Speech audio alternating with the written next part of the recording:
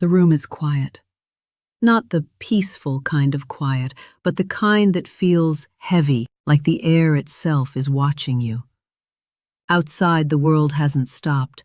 Cars pass, someone laughs in the distance, life keeps moving. Inside, you're still. Your phone rests somewhere nearby, face down. You already know what's on it anyway. Reminders, notes, half-finished plans, promises you made to yourself on a better day. You lie there staring at the ceiling, watching thoughts drift in slow circles. Tomorrow I'll start. You've said that before, not dramatically, not loudly, just quietly, honestly. And that's what hurts the most. Because this isn't about a lack of desire. You want to change. You want it badly. You want to wake up earlier. You want to stop procrastinating. You want to feel lighter in your own head. You want to let go of habits you know are holding you back. You've watched the videos, read the advice, understood what you should do. So why, when the moment comes, does your body feel heavy, your mind foggy, your motivation quietly disappear? It's strange, isn't it? The resistance doesn't feel like fear. It doesn't feel like laziness either. It feels automatic, like something inside you tightens the moment change gets close, like an invisible hand gently pushing you back toward what's familiar. You don't panic, you don't run, you just stop. And lying there in the dark, a thought slips in, soft, uninvited. What's wrong with me? You replay the pattern in your head, the excitement at the beginning, the plans, the confidence, and then the slow collapse. Not all at once, just enough to keep you exactly where you are. You wonder how many times you can promise yourself the same thing before the promise stops meaning anything. You wonder why change feels so hard, even when staying the same hurts. And here's the unsettling part no one really talks about. The resistance doesn't feel like an enemy. It feels familiar, almost protective, like a voice saying, "Let's not do this right now. Let's stay here, it's safer." You don't argue with it. You listen, because on some level, it feels convincing. But what if that voice isn't a flaw? What if it's not self-sabotage? What if it's not weakness at all? What if it's your brain doing exactly what it was built to do?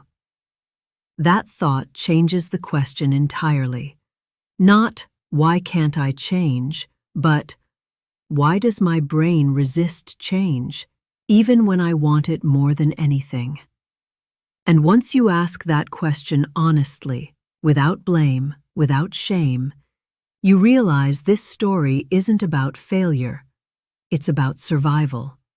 And understanding that might be the first real step toward change. You can understand your patterns, you can see what's holding you back, and still, nothing moves. That's when it helps to stop asking psychological questions and start asking biological ones. Because change doesn't begin in motivation. It begins in the brain. And the brain, honestly, is not impressed by your plans. Your brain has one primary job: keep you alive, not fulfilled, not successful, not evolving. Alive. For most of human history, change was risky, very risky. A new environment could mean predators. A new behavior could mean rejection from the tribe. And rejection, back then, wasn't emotional. It was fatal. So the brain learned something very early. Familiar equals safe. Unfamiliar equals dangerous. That wiring never left. It just followed us into the modern world. Now let's talk about stress, because this is where things get interesting. Inside your brain is a system called the HPA axis. It's your internal alarm system. When your brain senses uncertainty or threat, the HPA axis activates. Heart rate increases. Cortisol is released. Your body prepares to survive. Here's the problem. Your brain doesn't distinguish between a lion in the bushes and a life change you're not used to. So when you try to change your routine, your identity, or your habits, your brain reacts as if something is wrong. That uncomfortable feeling you get when you try to change, that's not weakness, that's biology. This is also where cognitive dissonance comes in. Cognitive dissonance is the mental tension that happens when your actions don't match your beliefs. You think, I want to improve my life, but you act, I'll stay the same. That tension is uncomfortable, and the brain hates discomfort. So instead of changing behavior, the brain often changes the story. It's not the right time. I need more information. I'll do it when I feel ready. Sound familiar? Yeah, same here. The brain would rather protect its sense of stability than face the uncertainty of growth. Now here's where neuroplasticity fits in. Neuroplasticity means your brain changes based on what you repeat. Think of it like this. Your brain is a city. Habits are highways. The more you use a route, the easier it becomes to travel. Old habits have wide, smooth highways. New habits are dirt roads. When you try to change, your brain isn't saying no, it's saying, this route is inefficient. So it nudges you back to what's automatic, not because it's better, but because it's known. Man, that realization alone changes how you see yourself. But let's be honest, this system has a dark side. It keeps people stuck. It keeps people in relationships they've outgrown, in jobs that drain them, in identities that no longer fit. Because the brain prefers predictable pain over unpredictable freedom. And yet, this same system once kept our ancestors alive. That's the dual nature of it. The benefit, caution, stability, survival. The cost, stagnation, fear, resistance to growth. You're not dealing with a flaw. You're dealing with an ancient safety mechanism in a modern world. And here's the part most people miss. The brain doesn't resist change because it hates you. It resists change because it doesn't trust it yet. Trust is built through repetition, through safety, through small signals that say, we survived this. Once the brain learns that change doesn't equal danger, resistance softens, not instantly, not dramatically, but gradually. And that's the shift we'll talk about next. Because change doesn't begin with force. It begins when your brain feels safe enough to let go. The room is quiet again. Not empty. Just still. You're sitting there, thinking about all the times you promised yourself you'd change. And maybe, without realizing it, you've started to believe something painful about yourself. That you lack discipline, that you're inconsistent, that other people can change, but somehow you can't. That belief hits your identity hard. Now imagine this. Imagine waking up early with full intention and still hitting snooze. Imagine knowing exactly what you should do and doing the opposite. Imagine feeling motivated in your mind but heavy in your body. That inner conflict, wanting change, yet resisting it, is where most people turn on themselves. But I've often wondered why awareness alone doesn't work, why insight doesn't automatically lead to action, why understanding the problem doesn't dissolve the resistance. And the answer surprised me. The resistance isn't a character flaw, it's a biological reflex. Your brain treats change as uncertainty, and uncertainty triggers stress. Not because change is bad, but because it's unknown. So when you try to change, your nervous system tightens. Your thoughts get foggy. Your body looks for comfort. And your brain whispers, let's go back to what we know. That's not self-sabotage. That's self-protection. Here's the twist most people never consider. You're not broken. You're evolved. Your brain is running an ancient survival program in a modern world that demands constant transformation.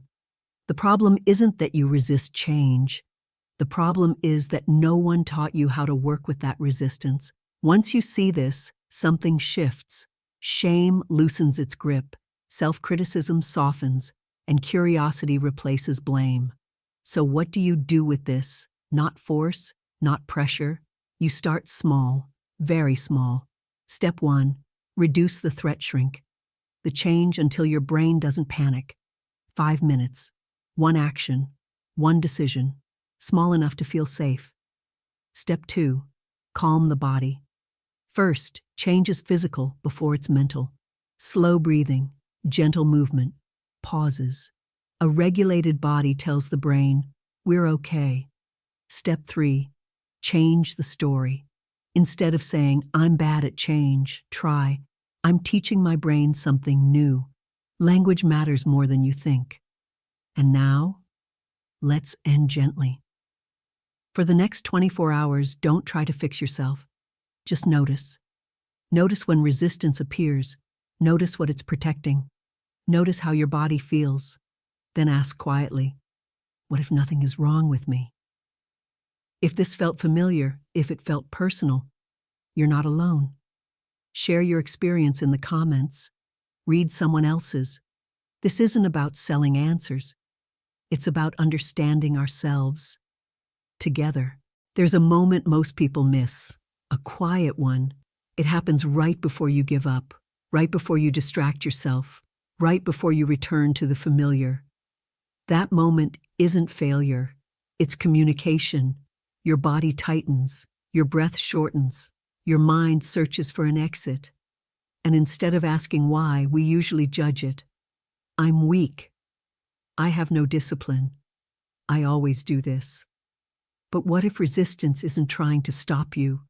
What if it's trying to slow you down? I want you to imagine resistance not as a wall, but as a cautious guide, not saying never, just saying, are we safe? Because here's something subtle but important. Your brain doesn't respond to logic first. It responds to felt safety. That's why pushing harder often backfires. That's why motivation fades. That's why sudden, dramatic change rarely lasts. Your nervous system hasn't caught up yet, and that's okay. Think about the tone we usually take with ourselves. Harsh, demanding, impatient. We talk to ourselves in ways we'd never talk to a friend. Come on, dude.